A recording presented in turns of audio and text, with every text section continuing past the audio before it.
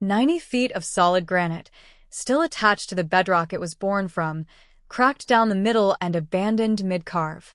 No name on it. No inscription explaining what happened. Just a scar in the earth outside Aswan, Egypt, where 3,000 years ago, something went wrong, and the workers walked away and never came back.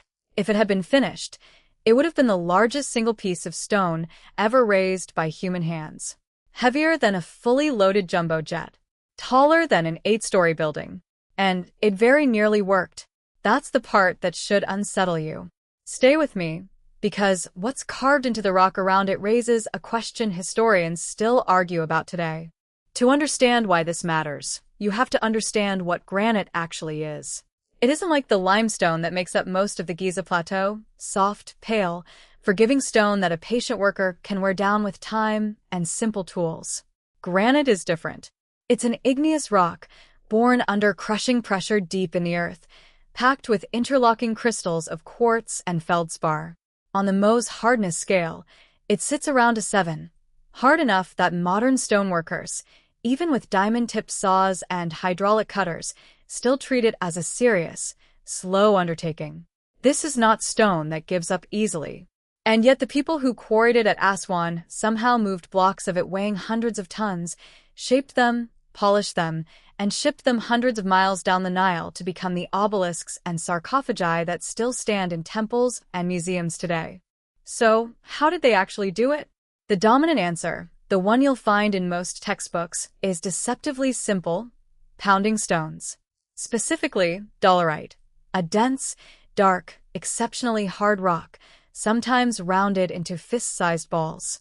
Egyptologists have found thousands of these dolerite pounders scattered across the Aswan quarry floor, and the theory goes that teams of workers used them to literally beat the granite into submission.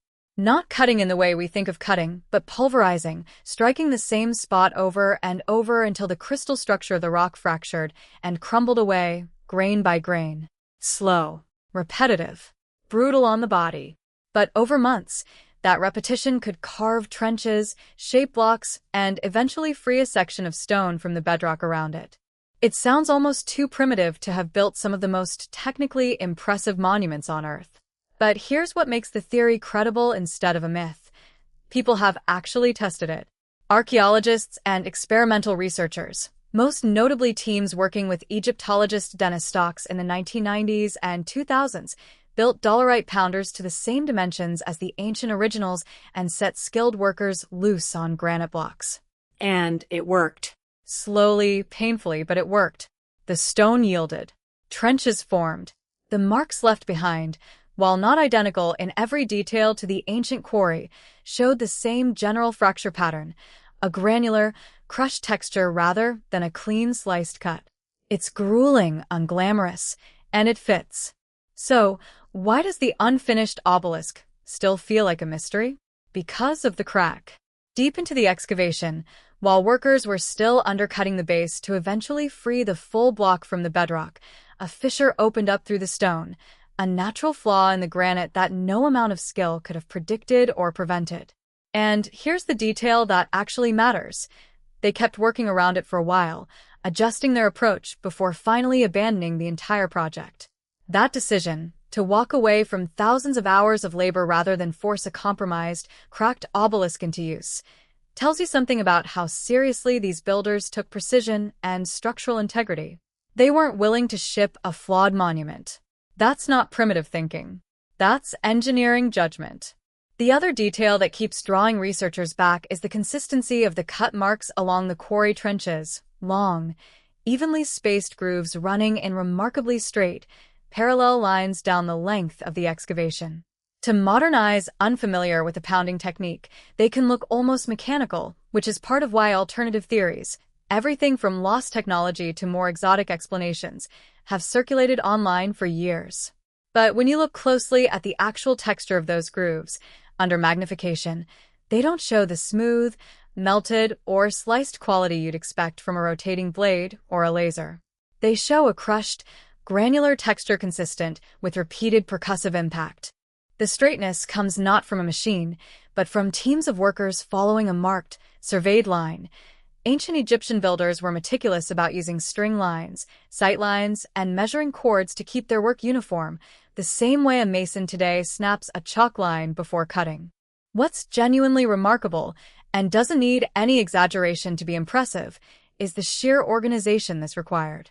Estimates for the labor force at Aswan and similar quarries suggest work gangs in the thousands, operating on rotating shifts, supplied with food, water, and tools by a logistics system that had to function across the entire quarry season. Copper chisels were used for finer detail work once the rough shaping was done. Copper is far softer than granite, but Egyptian workers compensated by using it with abrasive sand, essentially turning the chisel into a handle for a cutting slurry rather than a blade doing the cutting itself. Saws set with hard stone fragments like quartz sand, dragged back and forth, could slice through granite for detailed work. None of these tools were sophisticated by modern standards, but combined, patiently at scale, they produced results that still stop visitors in their tracks 4,000 years later. That's really the heart of the mystery, and it's more interesting than a shortcut answer. It isn't how did they have technology we've lost. It's how did a Bronze Age civilization without iron, without wheels suited for hauling multi-hundred-ton loads, without any machine more complex than a lever and a sledge, organize labor and logic precisely enough to nearly pull off one of the most audacious engineering projects in human history? The unfinished obelisk isn't a monument to failure. It's a monument to how close ancient engineers came, and how honest they were willing to be when nature handed them a flaw they couldn't cut around. Walk the site today, and you can still see the tool marks in the trench beside the obelisk, the pounding scars, the outline of where workers stood and struck the stone thousands of times a day. You can see where the granite finally betrayed them. And you can do the math yourself, standing next to 90 feet of stone that never left the ground, and understand exactly why archaeologists still bring students here to teach the physical reality of ancient labor, not as legend, but as something you can put your hand on. So, here's the honest question worth sitting with, the one without a tidy answer. Given what we actually know about their tools, their organization, and their patience, is it more remarkable that ancient Egyptians achieved what they did with such simple materials? Or does that simplicity make the scale of their ambition even harder to believe? I'd genuinely like to know what you think. Tell me in the comments, and if you want to go inside the next quarry mystery with me, stick around, there's always another one worth digging into.